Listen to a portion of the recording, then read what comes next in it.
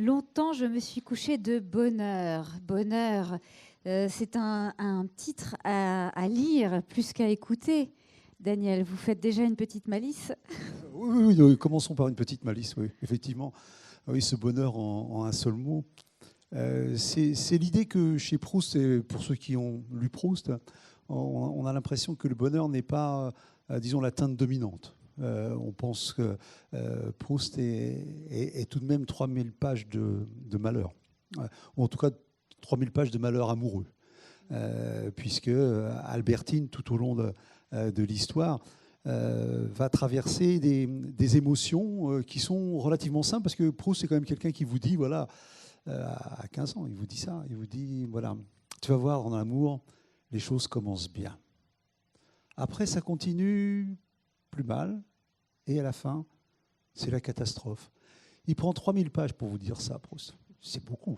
C'est quand on a 16 ans, on trouve que c'est un petit peu long comme modèle d'expérience. Mais c'est quelque chose de cet ordre-là. Et comme j'ai écrit ce livre, au moment où il y a eu le centenaire de Proust, il y a eu des conférences, j'ai participé à des salons, je suis allé écouter, et c'était très savant, j'ai appris beaucoup de choses, mais j'avais l'impression que je ne retrouvais pas mon Proust, moi. Celui qui m'a donné de l'énergie, de l'envie, et surtout quelqu'un qui, au-delà de l'avoir lu, m'a donné envie d'écrire. Mais Proust, il ne vous donne pas seulement envie d'écrire, je ne sais pas ce qui se passe pour tout un chacun. Proust, il vous donne le droit d'écrire. C'est-à-dire que curieusement, Proust, c'est un faiseur de liberté. C'est quelqu'un qui vous dit, écoute, il n'y a personne n'a écrit comme Proust avant lui. C'est-à-dire que si Proust vous parlait sur le mode du conseil, il vous dit, tu as envie de faire des phrases longues? Tu as envie qu'on cherche les virgules, les points? Tu as envie de rétracter la vie de quelqu'un en 3 lignes ou de raconter une émotion en 40 pages? Fais-le. Fais-le. Tu veux, avec 2 hommes, faire une femme? Tu veux que ton héroïne soit en fait un héros et que personne ne s'en aperçoive? Fais-le. Quand vous avez 15 ans et que vous êtes titillé par l'écriture, quelqu'un qui vous dépose comme ça la liberté d'écrire, la liberté d'entreprendre, de faire, tout simplement, alors que généralement, quand on est plus jeune, on est un peu écrasé par certains modèles, et même plus tard, beaucoup de gens disent, et même arrêtent d'écrire parce qu'ils disent qu'ils ne seront jamais Flaubert. Ils ne seront jamais Alexandre Dumas dans un autre domaine. Et Proust, il vous dit très gentiment, les yeux dans les yeux, bah oui, mais tu ne seras jamais Proust. Il vous le dit, comme ça, tout simplement. Et quand on en est désolé ou qu'on prend ça pour quelque chose de prétentieux, il dit, tu veux être Proust? Donc tu veux être né en 1871, mort en 1922, être asthmatique, homosexuel, juif, tout ça, tu veux tout ça? Non. Tu veux rester les dernières années de ta vie dans un lit pour écrire, recevoir des nouvelles du monde, que tous tes amis t'auront apporté dans des soirées où tu ne peux plus aller, et avoir le sentiment que tu vas mourir le jour d'après? Tous les jours, Proust, à partir de 46-47 ans, pensait qu'il allait mourir. Il mourra à 50 ans, Proust. Donc, et là, vous avez 17 ans, vous avez 15 ans, vous avez 16 ans, vous avez n'importe quel âge. Je dis non, moi je veux pas. Non, moi je veux pas. Ça, je ne veux pas ça. Moi, je veux ton génie, mais pas ta vie. Mais ça marche pas comme ça. Hein. Ça marche pas comme ça. Et si c'était ça, ce serait même pas un enseignement. Parce que ce qu'il y a de pire dans cette liberté que Proust vous donne, c'est qu'elle est vénéneuse, parce qu'il vous dit quoi en gros? Fais avec ce que tu es. Fais avec ce que tu as. Fais avec la vie que tu as. Fais avec, j'allais dire, tu vois, tes états de service. C'est avec ça que tu vas faire. Et ça, c'est assez violent quand on a 15 ou 16 ans, parce qu'on aimerait bien un modèle écrasant comme ça qui vous donne le droit d'arrêter d'écrire. Parce que vous sentez que ça va être compliqué, que ça va être dur, que ça va être prenant, que ça va même être douloureux d'écrire, et que ça va être formidable. Donc, Proust est en ce sens-là un peu pervers, je dirais. Alors, on peut compter sur le conseiller d'orientation pour essayer de tuer dans l'œuf toutes ces envies. Je vais reprendre une des phrases de votre livre, parce que votre narrateur résume très très bien le pitch de ce roman. Un garçon rencontre une fille, en tombe amoureux pour de mauvaises raisons. Et la mauvaise raison, c'est Proust. Je ne crois pas avoir lu jusqu'à maintenant un livre dans lequel un personnage aussi sacré dans la littérature qu'est Proust soit autant rendu à la vie d'une cité d'Orly, pas du tout désacralisé, mais mis à la portée d'eux. C'est-à-dire qu'il est vraiment complètement... ces deux gamins-là dont on va parler, dont vous allez nous parler, s'approprient complètement Proust et sans aucune déférence. Ah oui, d'ailleurs, si, le livre, je peux à mon tour vous lire un passage qui est un petit peu, c'est une des choses qui a presque le plus.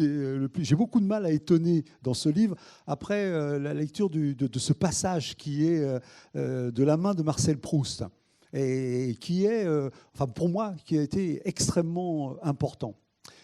L'idée d'un art populaire comme d'un art patriotique, si même elle n'avait pas été dangereuse, me semblait ridicule. S'il s'agissait de la rendre accessible au peuple en sacrifiant les raffinements de la forme, bon pour les oisifs, j'avais assez fréquenté de gens du monde pour savoir que ce sont eux les véritables illettrés et non les ouvriers électriciens. À cet égard, un art populaire par la forme eût été destiné plutôt aux membres du Jockey qu'à ceux de la Confédération générale du travail. On ne s'attend pas à voir la CGT chez Proust. Elle y est. Et elle est dans le temps retrouvé. C'est-à-dire que Proust était le contraire d'un snob qui considère qu'il faut parler au peuple, se mettre au niveau du peuple, c'est-à-dire en fait abaisser la langue, en rabattre sur les exigences. Pas du tout. Lui, il pensait qu'il fallait écrire ce que l'on semblait bon et que les gens s'élèveraient au niveau de cette langue-là. Moi, j'ai eu un autre professeur de langue quand j'étais gamin et à même âge que le livre, donc on est en 62-63, on est sous le général de Gaulle. Et moi, je ne ratais aucune conférence de presse du général de Gaulle. Je trouvais ça extraordinaire, j'étais dans ma cité comme ça, j'écoutais quelqu'un qui me parlait, non pas une langue que je comprenais pas forcément tout et ses subtilités, mais j'écoutais la langue de quelqu'un qui me disait « un jour, tu accéderas à cette langue-là ». Et je n'ai jamais entendu dans tous les discours du général de Gaulle un seul moment de relâchement de la langue pour essayer de se mettre au niveau de ce qu'on appellerait le peuple. D'accord ? Et ça, je trouve que c'est une exigence quasi aristocratique et que je vénère. Parce que qu'est-ce que je savais de ce que je voulais, moi, à 15-16 ans ? Qu'est-ce que je savais de ce qui existait ? Qu'est-ce que je savais des exigences de la langue ? Et ce qui m'intéressait, c'est de savoir par qui elle était portée. Donc Proust m'a donné la liberté d'eux. Et j'aime ces gens, et j'utilise souvent une métaphore sportive un peu triviale. C'est-à-dire que moi, j'aime les lièvres. C'est-à-dire que pour tous ceux qui ont fait du sport dans la vie ou qui ont fait de la course à pied, tout le monde a assisté à cette espèce de paradoxe apparent qu'aucun homme ne peut courir assez vite tout seul pour battre un record s'il n'est pas aidé par quelqu'un d'autre. Vous avez vu les arrivées même du Tour de France et vous savez que même les sprinteurs les plus rapides sont lancés par d'autres parce qu'ils ne pourraient pas tout seuls accéder à cette vitesse-là. Et c'est des lièvres professionnels. Il y a des lièvres professionnels qui sont payés. Les Kenyans étaient très forts là-dedans. On les payait pour courir à la seconde près. Ils savaient exactement. Et ils vous faisaient battre le record. Mais un lièvre, justement, le prix d'un lièvre était lié au fait qu'un lièvre, un bon lièvre, il est 80 cm devant vous et il vous entraîne. Un mauvais lièvre, il est 1 mètre devant vous et vous largue. Ça n'y paraît rien. Mais j'en ai, moi, conçu l'image des gens dans la vie qu'on rencontre. Il y a des gens qui sont de bons lièvres. Ils courent devant vous, ils en savent plus que vous, ils sont plus âgés, ils sont plus éduqués. Ils courent devant vous et vous entraînent. Ce sont des enseignants, ce sont des profs, ce sont que je vénère ici. Et il y a ceux qui courent 1 mètre devant vous pour vous larguer et qui ont un plaisir extraordinaire à vous entendre derrière tirer la langue, être essoufflés et peinés. Eux, ils arrivent, pas vous, et ils vous aideront sûrement jamais à y arriver. Et moi, ma mère a été une grande philosophe. Elle disait, en gros, dans la vie, il y a 2 types de gens, ceux avec qui tu as envie de boire un coup et les autres. Ma mère est une grande philosophe, méconnue, mais grande philosophe. C'est pareil dans la vie. Est-ce que j'ai le sentiment, quand je rencontre quelqu'un tout au long de ma vie, qu'il a envie de m'aider à aller plus loin, plus vite que je ne ferais seul ? Ou est-ce qu'il a le plaisir de me larguer et de me laisser sur place ? Et Proust, moi, c'est un bon lièvre. Ah, c'est pas une formule qui va très très bien avec les... Mais c'est comme ça que moi je le sens et c'est comme ça que je l'ai vécu. Parce que vous êtes devenu écrivain. Oui, bien sûr. Bien sûr, parce que mais on devient écrivain. C'est pas qu'on devient écrivain parce que moi, je suis d'un milieu, mon père il est chaudronnier, je suis 11e d'une famille de 13. Bon, on ne savait même pas ce que c'était un écrivain, on n'imaginait même pas que quelqu'un pouvait gagner sa vie sans se lever le matin pour partir à l'usine et revenir fatigué le soir. Ça n'existe pas. Donc, moi, je ne savais pas ce que c'était, je ne savais même pas qu'on pouvait écrire. Mais une chose qui m'émerveillait, me surprenait et me submergeait, c'est que j'écrivais tout le temps et que j'avais envie d'écrire et que je racontais des histoires tout le temps. Donc ça, mais on croit que c'est tout à fait... Moi, j'ai toujours cru que tous mes copains de classe, ils écrivaient en douce, mais qu'ils ne disaient pas. Parce que ce n'est pas viril pour un homme d'écrire. Un garçon, ça n'écrit pas. Hein, donc les filles, ouais, ils ont un truc secret avec un cadenas, tout ça. Elles savent faire ça. Pas les garçons. Et c'est assez étrange de s'être mis soi-même dans cette espèce d'impossibilité. Mais nous, on jouait au foot, on se tatanait, on se bagarrait, mais on n'osait pas dire qu'on écrivait des histoires. Et pire, le pire du pire, des poèmes. Ah ça non, sûrement pas. Et oui, c'est fait comme ça, un garçon. Bah, oui, c'est vrai. Et ça, c'est ce qui fait que écrire me paraissait être quelque chose d'à la fois délicieux, extraordinaire, mais coupable. Dans la famille de votre héros, Proust a emprousté toute la famille, justement. Parce qu'il y a une espèce de contamination, j'emploie des termes qui sont à la mode, vous avez tous un masque.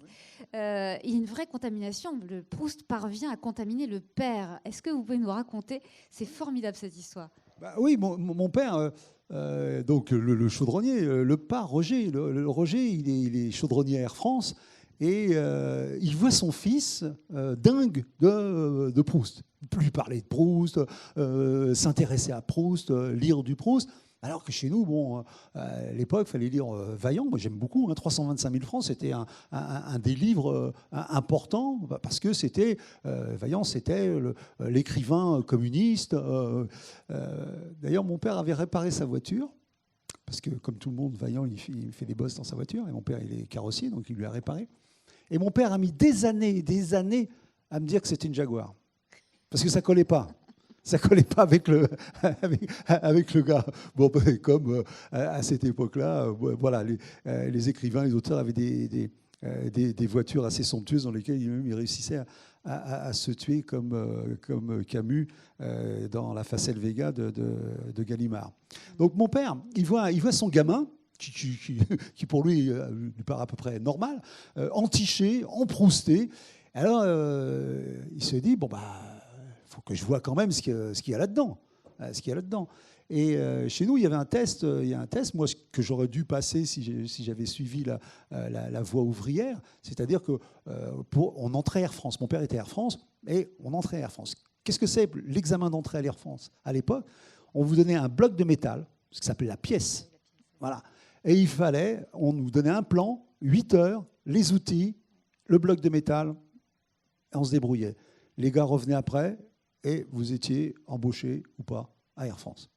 Mon père, il a dit, Proust, je vais le prendre comme une pièce. Je vais regarder un petit peu ce qu'il fait. Il s'est couché le soir très tôt avec un Proust. Moi, ça me paraissait tout à fait étrange. Et il s'est relevé le matin. Et donc, ma mère l'attendait toujours dans la cuisine avec le café. Alors, elle lui fait, alors, ce gars-là, il te prend un tas de tôle rouillée et il t'en fait un truc nickelé qui vole. Voilà, c'est le jugement littéraire de mon père. Jugement littéraire. Qui est parfait, non mais qui est parfait. C'est-à-dire, il dit en gros, il a un ensemble d'éléments. Il prend de la ferraille parce que sa vie, elle n'est pas si extraordinaire que ça. Proust, il n'a pas une vie formidable, il ne vit pas de grands événements. Il n'a pas été résistant, il n'a pas été héros, il a été rien de tout ça. Hein, il a fait tout ce qu'il fallait pour ne pas faire la guerre de 14. C'est ce qui est normal, on peut comprendre. Mais donc, ce gars-là donc, n'a pas une vie d'un beau métal. Et pourtant, il t'en fait un truc chromé. Qui vole, parce que lui, pour mon père, un truc qui vole, c'était le top à Air France. Et j'ai trouvé son jugement très, très juste. Ça n'apparaîtra dans aucun livre de critique littéraire, mais il n'empêche que ça aide un fils à être adoubé par son père. Votre père là, vous donne l'autorisation d'aimer Proust parce que c'est un gars bien, c'est un bon travailleur. Proust, c'est un bon travailleur pour mon père. Et ça, c'est la plus belle qualité, c'est le plus beau compliment de dire à quelqu'un qui bosse bien. Alors ça, c'est dans le livre, mais ce qui n'est pas dans le livre, c'est l'effet que ça vous a fait. Là, je ne parle plus de votre narrateur avec lequel vous jouez les ressemblances et les dissemblances, mais qu'est-ce que ça vous a fait à vous d'être adoubé par votre père pour Proust ? Pour moi, c'est essentiel. C'est essentiel parce que, je le dis souvent, moi, j'ai appris à écrire avec mon père. Mon père n'écrivait pas. Mon père m'a appris à écrire au sens du travail bien fait. C'est-à-dire que mon père, quand moi j'étais gamin, moins de 10 ans, il bricolait toujours des voitures pour les retaper, pour les revendre, pour gagner des sous, quoi. Et moi, j'étais arpète au début. C'est-à-dire, j'avais le droit de regarder d'abord les hommes travailler, c'est-à-dire mon père et mes frères. J'allais chercher le café, boire un coup, tout ça. Mais j'étais là, le soir dans le garage avec eux. Puis après, j'avais le droit de porter la caisse à clous. Et après, j'avais le droit d'ouvrir la caisse à clous et de donner un outil quand mon père me demandait une clé de 14. Et après, j'ai eu le droit, quand il était en train de travailler sur un moyeu, là, il travaillait sur des tractions, des choses comme ça, je savais qu'il avait besoin de la clé de 14 et je lui donnais. Et ainsi de suite, et ainsi de suite, et ainsi de suite. C'est-à-dire que votre père vous apprend qu'il y a des étapes dans le travail. Qu'on commence par être un apprenti. C'est fondamentalement la philosophie des compagnons du Tour de France. Que vous apprenez, et un jour peut-être, vous faites votre chef-d'œuvre. Et le chef-d'œuvre que mon père me proposait, c'était une aile de traction. Une aile de traction, à cette époque-là, c'est de la tôle. Hein. Quand vous l'avez emboutie, il faut mettre du mastic, il faut bien sûr la débosseler, mettre du mastic, poncer. Bon. Et donc, moi, j'ai eu à poncer cette aile, quoi. Et mon père m'avait dit, écoute, tu passes la main, quand c'est doux, c'est bien. Et moi, je ponçais comme ça, je disais, papa, puis lui, il regardait, bon. Et puis à un moment, oui, c'est doux. Et là, j'étais fier, mon chef-d'œuvre était pas loin, quoi. C'était absolument extraordinaire pour moi que mon père me dise que j'avais fait un travail correct et que c'était doux sous la main. Et là, il sortait une baladeuse, comme ça, avec une lumière, comme ça, et il mettait un coup de lumière rasante sur l'aile. Et là, toutes les bosses apparaissent. C'est désespérant. C'est désespérant, et à ce moment-là, il vous apprend une leçon essentielle quand vous êtes écrivain. Essentielle. C'est-à-dire, il vous apprend que quand vous avez fini votre travail, quand vous le croyez fini, quand le travail et vous êtes à peu près en accord, vous êtes d'accord, ça va, il faut le donner à lire à un regard extérieur. Il faut trouver une baladeuse. Il faut trouver un regard qui va tout à coup revisiter votre travail autrement. Ça s'appelle, dans une maison d'édition, ça s'appelle un éditeur ou une éditrice. Moi, j'ai une éditrice absolument formidable qui est une super baladeuse. Voilà, c'est aussi simple que ça. Et vous apprenez à accepter ça en travaillant avec votre père. Parce que vous le voyez dans une progression. Vous ne voyez pas ça comme une espèce de rapport un petit peu coercitif ou ambigu de quelqu'un qui veut vous fait ou trop de bien ou trop de mal. C'est le pire chez un éditeur. Celui qui vous dit que tout va bien, que c'est formidable, t'inquiète pas. Si, vous vous inquiétez parce que vous savez que c'est pas que c'est pas formidable, mais que vous pouvez faire mieux, qu'il y a de la valeur ajoutée qui traîne un petit peu partout, dans tous les regards et dans toutes les remarques, et vous en avez besoin. Vous avez besoin de ça. Donc, quand vous avez rencontré cette fameuse baladeuse où vous savez que quand elle vous dit quelque chose, c'est ni pour faire de vous l'homme qui a le prix de camaraderie, ni vous dire d'arrêter d'écrire, eh bien, vous savez que voilà, vous allez sûrement polir des ailes correctement. Voilà, c'est ce que vous dites. Donc, faire des romans. Mais c'est essentiel. Donc, c'est pour ça que quand votre père vous dit que vous avez bien bossé, c'est comme ça qu'il disait, que vous avez bien bossé, oui, ben, dans ce cas-là, oui, vous êtes heureux et vous trouvez que c'est formidable que mon père, avec la formation qu'il a, la culture qu'il a, ait vu ça dans Proust. Voilà, ça veut dire que ça y est. Et c'est ça que j'ai voulu retrouver, parce que c'est une mise à disposition de tous, de l'énergie qu'il y a dans Proust, de cette distribution de liberté qu'il y a dans Proust, et d'exigence. Je reste un tout petit peu sur vous, Daniel. C'est étonnant, on vous écoute et je suis très étonnée de l'humilité et de l'humilité dont vous faites preuve, alors que vous écrivez, vous êtes un grand écrivain qui n'a plus ses preuves à faire, comme on dit. Mais à vous entendre, on se dit qu'il faut quand même toujours surveiller les petites bosses. C'est curieux, on ne s'attend pas à ça, à ce manque de confiance en soi. Comment ça se passe? Ah non, non, moi je n'ai absolument pas, je n'ai pas de manque de confiance en moi. J'acquiers au fur et à mesure de la vie professionnelle, j'acquiers, comme dirait mon père, j'acquiers de la paluche. La paluche. C'est comme ça que lui qualifiait la qualité du travail de quelqu'un. Le savoir-faire. Oui, mais c'est un savoir-faire très particulier. La paluche, c'est quelque chose de très fort, très costaud, très solide. Un jour, il m'a emmené chez un graveur parce qu'il voulait faire graver sur une de mes gourmettes ou une gourmette de la famille ou pour un baptême. Il y avait beaucoup de baptêmes chez nous et tout ça. Et j'ai regardé, il m'a dit, regarde-le. Et j'ai regardé ce graveur graffer un prénom, comme ça, en arronde, c'était très joli, plein délié, c'était d'une légèreté, d'une élégance extraordinaire. Et cet homme, à la fin, m'a serré la main. Il m'a écrasé la main. C'est-à-dire que cette main si légère, si douce sur la pointe, était d'une force. Jamais personne ne m'a envoyé une telle force dans la main. Et je pense qu'il l'a fait assez volontairement. Pour lui dire qu'il faut même, pour raconter la douceur, il faut une paluche terrible. Il faut beaucoup de force. Et ça m'est arrivé de travailler avec une violoncelliste ou travailler pour des lectures.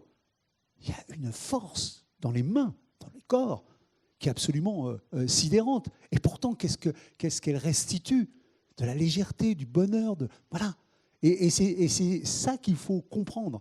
Il faut acquérir cette main, cette paluche, cette force pour pouvoir dire la douceur. Parce que moi, depuis que je suis gamin, je sais qu'un jour, je vais raconter l'histoire de mes parents. Je le sais surtout à partir du jour où ils ont disparu. Je sais que je vais raconter leur histoire. Mais raconter leur histoire, ça veut dire que vous avez au moins un moment de votre vie que vous allez devoir restituer, un moment que vous voyez, un moment qui même peut vous obséder. Moi, c'était simple, et c'est dans le champ de personne. C'est mon père part au travail le matin, et ma mère vient sur le pas de la porte l'accompagner, et ils s'échangent un baiser, mais d'une pudeur, c'est-à-dire ce que j'ai appelé un baiser de pigeon ramier, un tout petit baiser à 1000 lèvres, rien du tout, une fraction de seconde. Et vous êtes là, vous avez 7, 8, 9 ou 10 ans, peu importe, vous regardez ça, et ce moment-là vous conforte dans cette idée incroyable, c'est que ces deux-là, ils s'aiment, vous êtes le produit d'un amour, et l'homme là qui embrasse cette femme, si pudiquement, il a son sac sur l'épaule et il va rentrer ce soir. Votre père va rentrer. Vous avez 7 ou 8 ans, et en une image, vous avez, j'allais dire, un viatique pour la vie, une assurance. C'est pour ça que je n'ai pas de problème d'assurance. Je l'ai comme tous ceux qui ont été aimés au-delà de ce dont on aurait besoin si tant est qu'on mesure l'amour. Donc j'ai ça. Après, ce que l'on en fait, c'est tout autre chose. Tout un chacun est confronté à ça. Mais j'ai cette confiance fondamentale que je suis le produit de ces deux-là qui se sont embrassés sur le seuil de la porte. Et ça ne peut pas donner d'inquiétude. Ça donne de l'exigence. Et l'exigence peut provoquer de l'inquiétude parce que sera-t-on à la hauteur de cette exigence? Là, oui. Mais c'est une espèce d'exigence d'excellence. Mais oui, ça, bien sûr. Parce que quand vous avez eu des parents qui ont eu 13 gosses, qui vous ont élevé et qui ont fait des gosses qui n'ont aucun problème avec ce qu'on appelle la société, vous considérez qu'eux ont très très bien travaillé. Donc, ce qu'on appelle l'humilité, c'est tout simplement considérer, recevoir, admettre qu'on a reçu et qu'il faut rendre. C'est tout. Et qu'il faut rendre à la hauteur. Et vous pouvez bien faire tout ce que vous voulez, être à la hauteur de 13 gosses, c'est du boulot. Ça... c'est sûr. Il faudrait quand même qu'on parle un tout petit peu de ce monde adolescent. Et parce que on est complètement dans un univers, dans un imaginaire adolescent que vous restituez à la perfection. On a 15 ans. On est avec ce narrateur et puis Bala, dont on va sans doute beaucoup parler. Et ce qui est très troublant, c'est la façon dont vous associez Proust à une langue, à une époque, 1964. Il y a un véritable ancrage historique de société aussi, pas sociétal, mais de société. Et aussi la langue de l'adolescent. Ça vieillit, un réservoir. Il y a énormément de choses comme ça. Réservoir, c'est pour la mobilette. Il y a énormément comme ça, pas de slogans, mais d'envolées de langues qui sont extrêmement savoureuses et qui correspondent à un âge. J'aimerais que vous nous racontiez un petit peu comment vous arrivez à mixer tout ça. Je vais vous raconter le réservoir parce qu'elle était un peu elliptique sur le réservoir. Je ne sais pas si vous avez bien saisi ce qu'il y en a plein en plus. Ça vieillit un réservoir, c'est simplement cette image. J'ai 15 ans, on a 15 ans, vous avez 15 ans. Et il se passe quelque chose, je vais parler aux garçons, je vais parler aux filles, avec une formule simple. À 15 ans, une fille de 15 ans regarde les garçons de 17. C'est rien cette phrase, mais c'est d'une violence extraordinaire. Et je pense que dans l'histoire d'un garçon, quand on a vécu, mettons, comme moi, dans la même cité, avec des garçons et des filles à partir de l'âge de 12 ans, c'est-à-dire l'âge où on est encore un enfant, et que l'on grandit successivement 12, 13, 14, 15. Nous, on a 15 ans, moi j'ai 15 ans. Mais la jeune fille avec qui je jouais Marelle, saut à la corde et tout ça à 12 ans, c'est une jeune femme, la jeune femme point derrière cette jeune fille de 15 ans. Et de façon très très naturelle, il y a un moment, elle va regarder ce garçon de 17 ans. Et ce garçon de 17 ans, c'est une douleur extraordinaire. C'est une douleur extraordinaire parce qu'on ne comprend pas pourquoi, tout à coup, elle est sensibilisée, elle est électrisée par un gars qui a une mobilette. Alors vous êtes encore au vélo. Et qu'en plus, celui-là, avec la mobilette, il a une mobilette qui a un réservoir, comme les mobilettes des années 60 avaient, si vous avez eu une spéciale 50 ou quelque chose de ce genre-là. Et le gars se dit, bah oui, bien sûr, le réservoir, ça vieillit. Tout de suite, on fait 17 ans avec un réservoir. C'est des choses qui sont... Que vous ressentez. Et en même temps, vous êtes dans cette époque qui fait résonner ça très fort. Et vous avez des très grands philosophes qui sont accessibles quand vous avez 15-16 ans à cette époque-là. C'est Sheila. Qui est dans le livre aussi, oui. Oui, c'est Sheila qui chante, voilà, et qui dit quoi ? Oui, toi, tu as 15 ans, mais tu en parais 17, c'est ça la chance. Hein, c'est-à-dire que vous avez dans les chansons de cette époque-là, c'est la naissance des yéyés. C'est Edgar Morin qui dit yéyé, c'est le grand rassemblement à la place de la nation. Pour la première fois avec le Johnny, les Sylvie, tout ça, il y a la naissance d'une jeunesse, tout simplement parce qu'elle a du pouvoir d'achat, elle peut acheter des disques, elle peut se payer un Coca-Cola. Et c'est donc cette période-là. Et comme des chansons comme ça, achetant des têtes de bois le soir, ce sont des déflagrations. Et quand en plus vous êtes red dingue amoureux de Gigliola Cinquetti qui chante Nono Letta au concours de l'Eurovision, que vous voyez dégringoler sur la scène dans une petite robe noire qu'aurait pu porter Edith Piaf jeune, que vous avez devant vous quelqu'un qui a votre âge, et qui chante Nono Letta, qui est tout simplement une chanson qui dit, d'une jeune fille qui dit au garçon, ce n'est pas l'heure, ce n'est pas le moment, je ne peux pas sortir avec toi. Je ne peux même pas aller me promener avec toi parce que tu sais beaucoup plus de choses que moi. Et donc, mais patience. Si tu es patiente, tu auras un jour tout mon amour. On n'est pas patient à 15 ans. On n'est pas patient. Et on ne comprend pas et on se dit, bon sang, pourvu que les filles de la cité n'écoutent pas cette chanson. Parce que demain, elles vont toutes sortir un mot Nono Letta. Voilà. Et donc, c'est tout à fait étonnant la façon dont des cultures se percutent à ce moment-là. Des cultures qu'on dirait populaires, c'est-à-dire celle de la chanson, c'est celle d'une petite fille de notre âge qui gagne l'Eurovision, qui a une standing ovation, extraordinaire ce qui se passe pour elle. Elle a notre âge.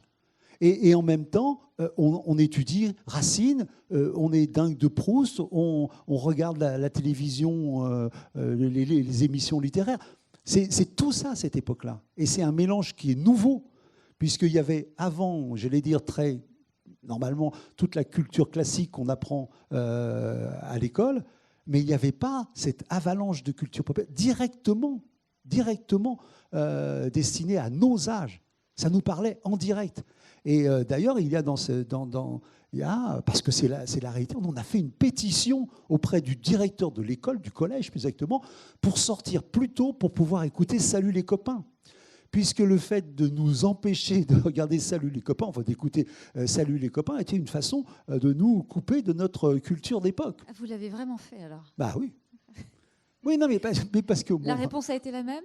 Ah oui, ça on s'est fait jeter. Oui, oui, ça, y a aucun problème.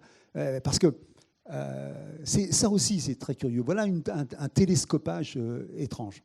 En 63, c'est les 10 ans du nouveau roman. D'accord ? Télévision, Rob Grillet. Oui. Rob Grillet explique dans une émission, ça doit être Lecture pour tous ou quelque chose comme ça, il explique les grands principes du nouveau roman. Qu'est-ce qu'on en conclut ? Qu'on peut faire ce qu'on veut. On peut écrire comme on veut, des livres sans sujet, sans narration, ce qu'on veut. C'est Rob Grillet qui l'a dit, monsieur. C'est Rob Grillet qui l'a dit. C'est-à-dire qu'on est dans cette... Et donc, tout à coup, il y a une revendication de la classe à faire des rédactions sans sujet, sans vers, sans complément, comme on veut. Il l'a dit à la télévision, monsieur. C'est juste dingue parce que on n'écoute pas que Sheila. Moi, Lecture pour tous, je ne ratais aucune émission de Lecture pour tous et de ces émissions extraordinaires qui étaient La caméra explore le temps et tout à cette époque-là. Donc c'est une époque où tout ça se mélange. Il y a une chaîne. Il y a une chaîne. D'accord ? C'est-à-dire que on peut et on a regardé religieusement les Perses d'Échille à la télé à 8h30, toute la France, en même temps que l'heure d'après, on pouvait écouter Sheila. Mais c'est la réalité de cette époque-là. Aujourd'hui, c'est beaucoup plus atomisé et tout ça n'a pas la même force de confrontation. Voilà, et c'est un carambolage à cette époque-là. Et on n'y pense pas. Moi, quand j'ai revu ça, je me rappelle ce que j'aimais, ce que je regardais, ce que j'écoutais. Et avec tout ça, il faut se faire une formation amoureuse. Alors, 64 dans le livre, c'est un peu avant Jouir sans entrave. Votre narrateur, oui, franchement avant, on a compris.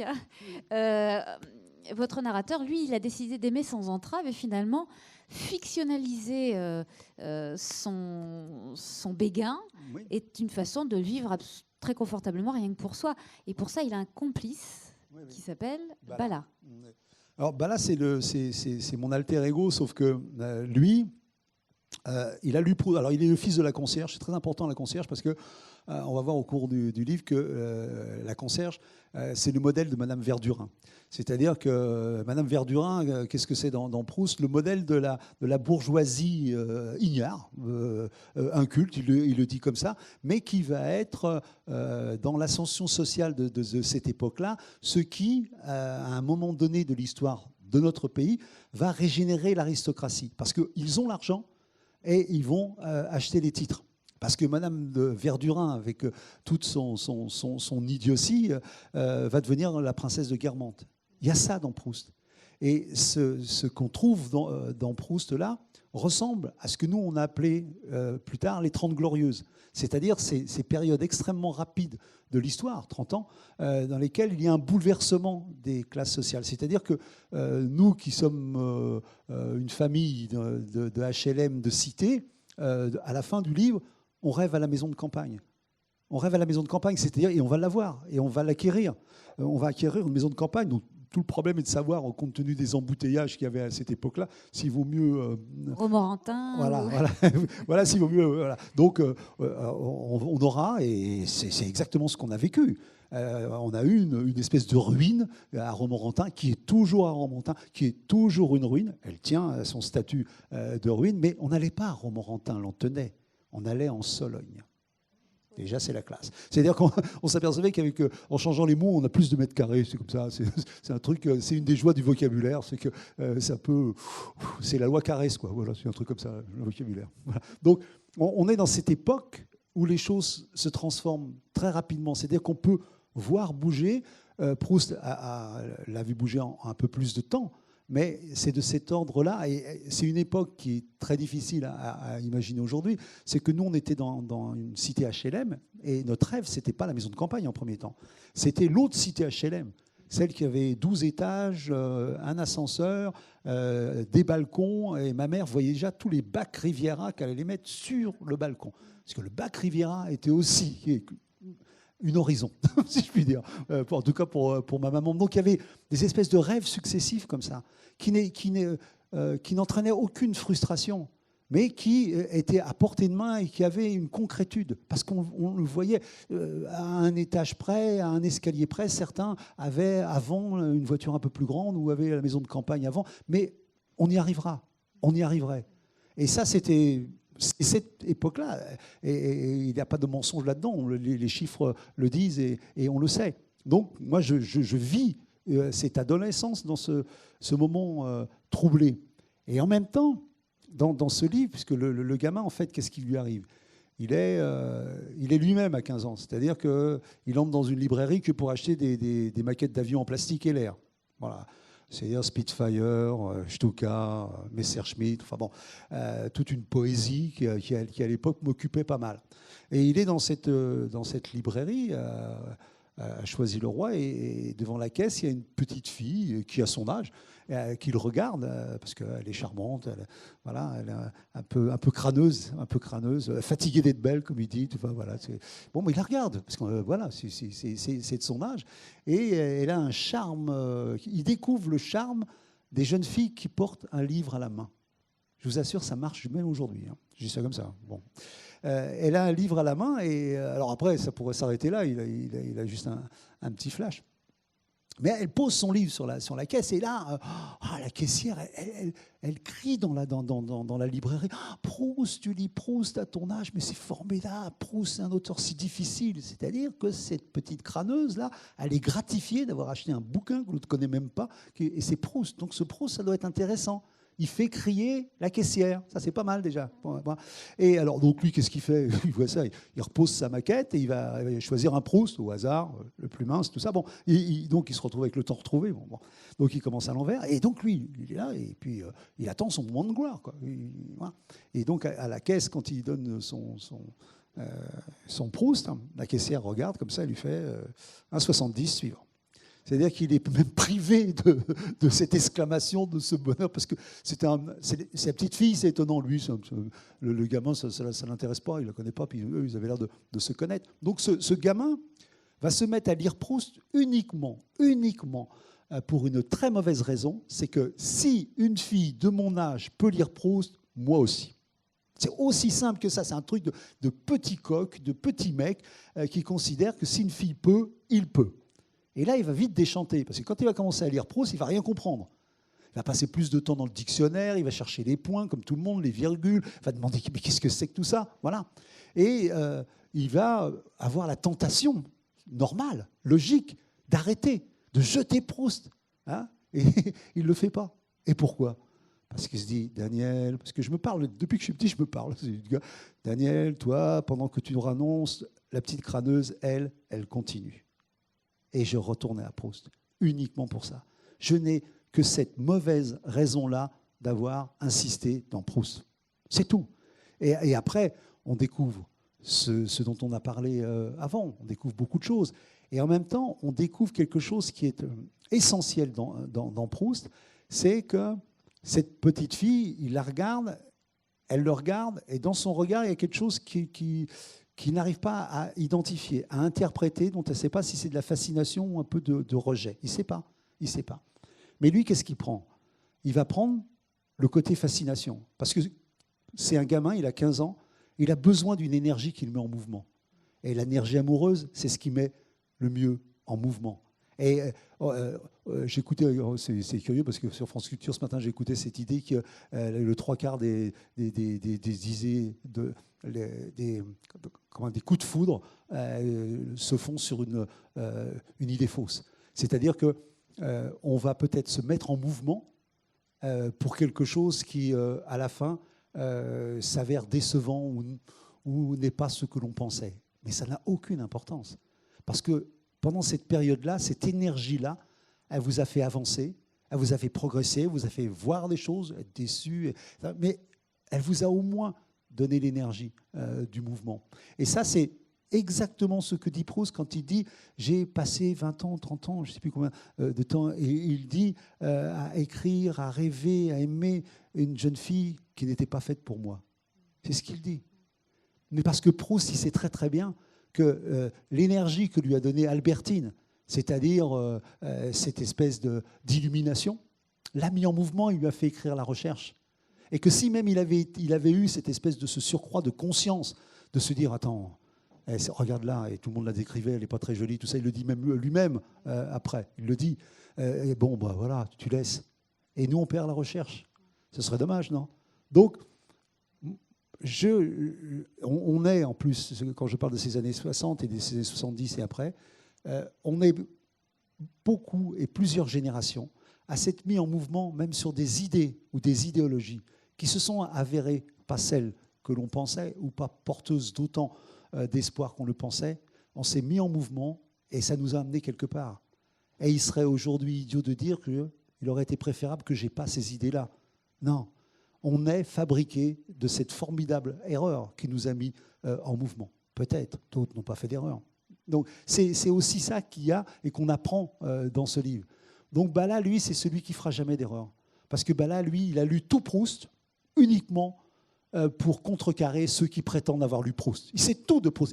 Il a une haine farouche de Proust, mais il a tout lu uniquement pour ça. Parce qu'il trouve que Proust est souvent pris par des cuistres ou des pédants. Il veut les coincer. C'est son truc, c'est coincer ceux qui croient connaître Proust mieux que lui. Et puis lui, il a ses sources aussi. Oui, il a des sources secrètes, intimes, privées, parce qu'il va s'avérer que Célestine Albaret, qui est la gouvernante de Proust, est une femme qui, à cette époque-là, en 63, est vivante. Enfin, on est tout à fait étonnante, mais elle est vivante à cette époque-là. C'est une dame qu'on va voir à la télévision avec ses petites lunettes, avec sa façon de parler de Proust comme une rédaction. Elle récite son Proust. Jamais vous n'entendrez Céleste dire du mal de Proust ou même émettre une réserve sur son comportement ou ses relations avec les hommes. Elle n'a rien vu. Elle n'est pas au courant de tout ça. C'est pas. Et elle est touchante de mauvaise foi.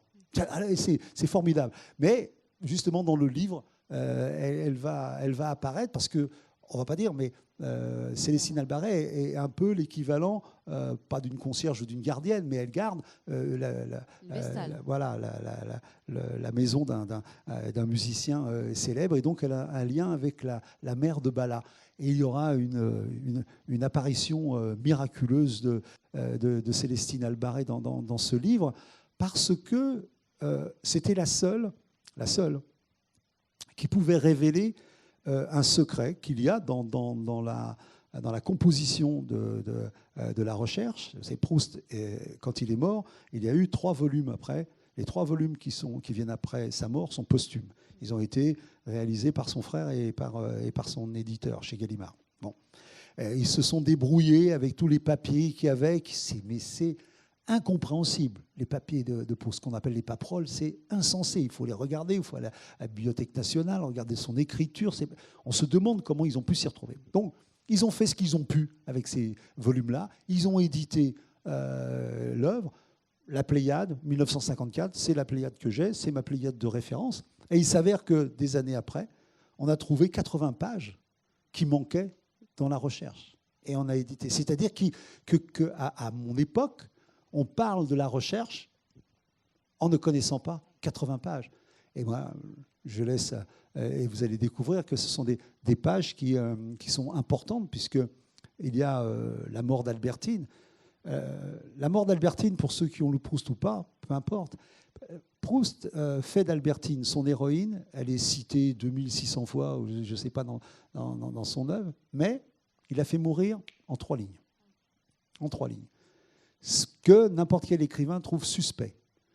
Qu'une telle héroïne puisse, comme ça, sur un télégramme et une chute de cheval, disparaître. C'est le cas d'Albertine. On lui envoie un télégramme au narrateur. Et la réalité autobiographique de Proust, c'est que Proust, Albertine, c'est Agostinelli qui est un aviateur, un jeune homme dont Proust est tombé amoureux, et l'Agostinelli n'est pas forcément intéressé. Il est parti, donc Proust lui fait des cadeaux absolument somptueux, genre une Rolls, un avion, enfin voilà, l'équivalent de 8 millions si vous calculez. Bon, mais il était comme ça, il pouvait. Donc Agostinelli prend des leçons de pilotage parce qu'il veut faire, et il se tue au 2e vol. C'est-à-dire qu'en pleine écriture, en pleine vie, l'héroïne de Proust tombe au large d'Antibes. Donc Proust ne pouvait pas le prévoir, même s'il a toujours accrédité l'idée que la recherche était dans son intégralité déjà conçue quand il a commencé. Non, ça, il ne peut pas le prévoir. Donc, il y a dans ces 80 pages un mystère que j'essaie d'élucider, et ça vous emmènera à Saint-Sulpice. Il y a un endroit où on les a retrouvés. Mais n'allez pas voir, ça y est, on les a prises, je vous le dis. Mais c'est dans le livre, et finalement, on déflore pas tant que ça. On n'a pas tant défloré. Oui, parce qu'on n'a pas parlé de la vie des professeurs. Oui. C'est un livre d'élan au pluriel, un livre d'énergie, de mouvement, de vitesse aussi.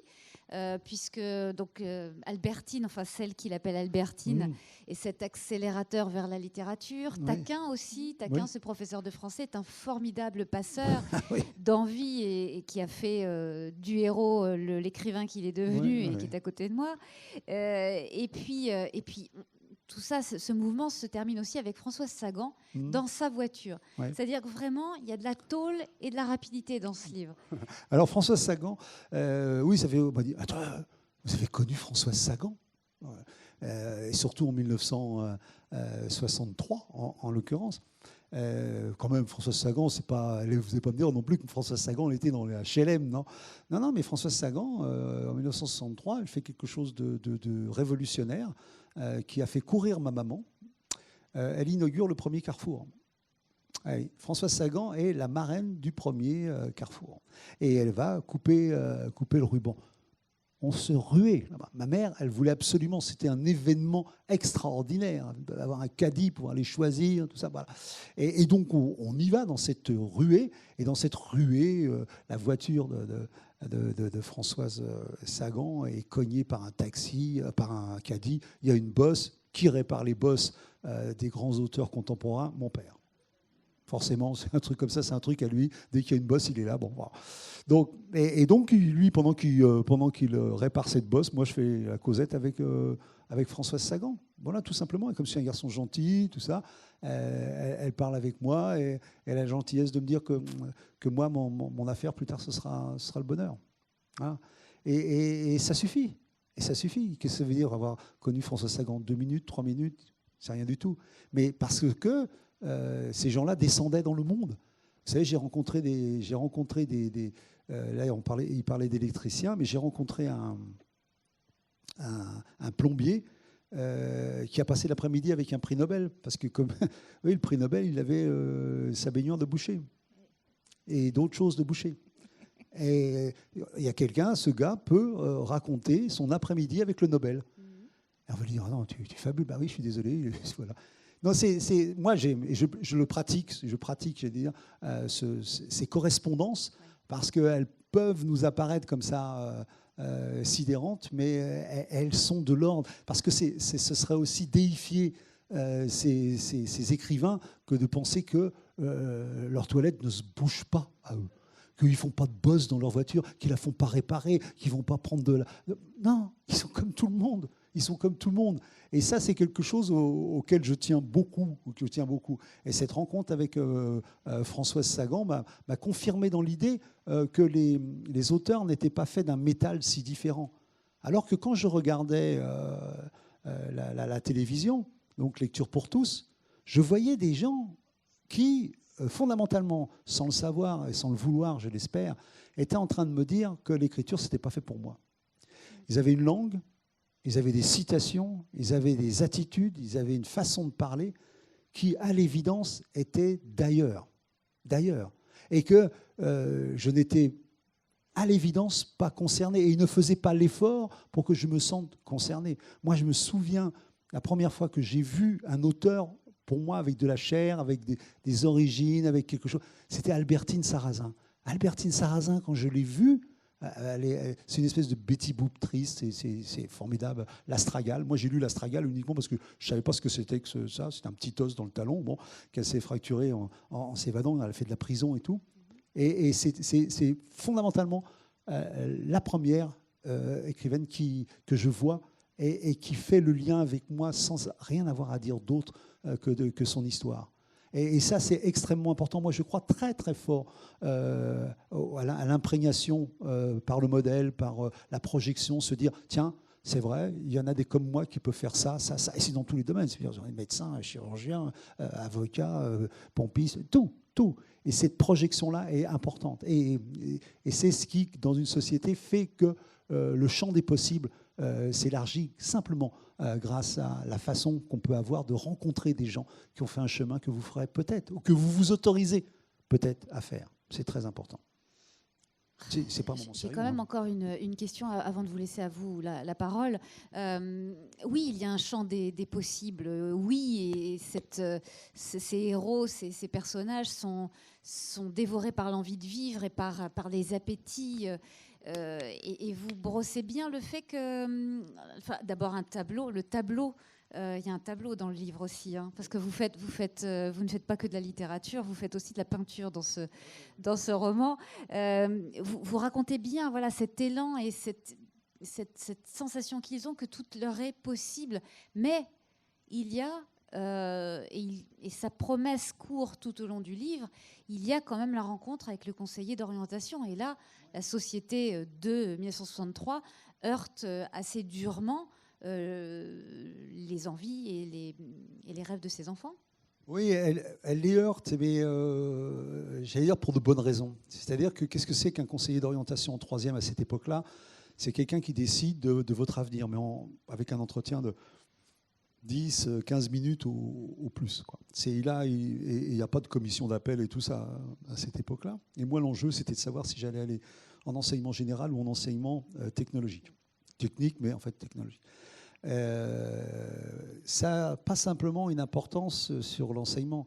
C'est que moi, je suis sûr que l'Albertine que j'ai rencontrée, elle ira dans l'enseignement général. C'est le modèle de la bonne élève. C'est comme ça que je l'aperçois. Elle ira en enseignement général. Donc si je ne vais pas en enseignement général, mon histoire et le fait de la retrouver et cette scène que je raconte fictive dans la cour n'aura pas lieu. Je ne reverrai jamais Albertine. On va partir dans deux mondes différents. Et donc, je suis en face de ce gars et je lui raconte ce qu'il en est. Je réponds à ses questions. Qu'est-ce que je veux faire? Des lettres. Il me met en garde. Il me dit, oui, mais attends, ça fait des études, ça fait que c'est juste pour devenir professeur. Mais il ne se rend pas compte. Moi, être professeur, dans mon milieu, c'est absolument sidérant. Et donc, il a comme ça une espèce de... Il me profile, comme on dirait aujourd'hui, et à la fin, ça tombe, quoi. Ça tombe, et il me dit construction métallique ou comptabilité. C'est les choix que j'ai eus. Bon, j'ai pas pris construction métallique, parce que d'ailleurs, ça me mettait dans le domaine de la tôle, du fer, et ça, c'était mon père, mes frères, et je les trouvais experts. Je voulais pas être confronté à ça. Je veux bien porter la caisse à clous, mais je veux pas être confronté à eux et à leur expertise. Donc j'ai pris la comptabilité. Et après, tout s'enchaîne. Mais fondamentalement, ces gens-là, alors dans un premier temps, vous pouvez être heurté, vous pouvez être furieux, vous pouvez vouloir les tuer, leur crever les pneus et tout ça. Et après, vous vous resituez dans une époque où faire de la comptabilité, ça voulait dire que vous aurez un boulot, vous aurez un travail. Et ils étaient inquiets de ça. Ils étaient inquiets de rêves d'études supérieures qui mèneraient à rien, alors qu'avec du travail, avec un diplôme, on gagnait sa vie, on vivait sa vie, et tous mes frangins et frangines ont des CAP. Et ils ont eu une vraie vie et ils ont eu une vraie progression. Ma sœur Josette, elle s'est acheté une des premières machines à écrire pour devenir, elle est devenue secrétaire, un jour secrétaire de direction et tout, et tout, et tout. Ça existait, c'est pas des contes de fées de cette époque-là. Donc ils étaient en même temps des militants, même sociaux. Et ils nous mettaient en garde. Mais quand on a 15 ans, ces mises en garde-là, ce sérieux-là, cette projection dans l'avenir, on ne l'a pas. Ce qu'on veut, c'est juste être avec Albertine, c'est tout. C'est le seul vrai projet qu'on a. Donc, oui, je suis allé. Et après, j'ai adoré ça. J'ai adoré ça. Après, j'avais un non-bac, je n'ai pas le bac, j'ai un brevet supérieur d'enseignement commercial, option comptabilité. Bon, ce n'est pas le bac, c'est des classes technologiques. Mais avec ce non-bac, on entrait à Assas. Moi, j'ai fait ma première année de droit à Assas. Aujourd'hui, essayons donc d'entrer avec ce type de diplôme à Assas. Le portier qui sonne, et vous êtes jeté immédiatement. Et pourtant, j'ai fait des études, après j'ai fait Dauphine, après je me suis arrêté en doctorat parce que mon père est mort, mais après, la fac, c'était Pont-Promenade, alors que j'ai beaucoup ramé en collège, en lycée, parce que je ne voyais pas très bien ce qu'on va faire là. Donc, je pense à chaque fois à tous ces possibles qui, justement, là, sont de façon un peu abrupte, empêchés par une organisation de plus en plus raide, de moins en moins ouverte, qui laisse de moins en moins de chance. C'est ça qui me heurte le plus aujourd'hui, parce que raconter mon itinéraire aujourd'hui n'a pas de sens, parce qu'il n'est pas reproductible. Fondamentalement, il se peut être sur plein d'autres choses. Peut-être qu'aujourd'hui, j'essaierai d'être champion de foot et je gagnerai 10 fois plus. D'accord, peut-être. Vous avez les chaussures déjà. Oui, non, mais je suis un champion du monde en puissance de football. À 10 ans, je l'étais. Je l'étais. Et je me disais, même aujourd'hui, je me dis quand même, je peux être footballeur, je ne le serais plus depuis très longtemps. Alors qu'aujourd'hui, je prends mon ordinateur et je mets un but dans la lucarne comme je veux. Facile. Je dribble tout le monde, si je veux. Donc je trouve que c'est un métier d'avenir. Écrivain, même quand on veut être footballeur, on a une carrière beaucoup plus longue. Enfin, je dis ça comme ça, quoi.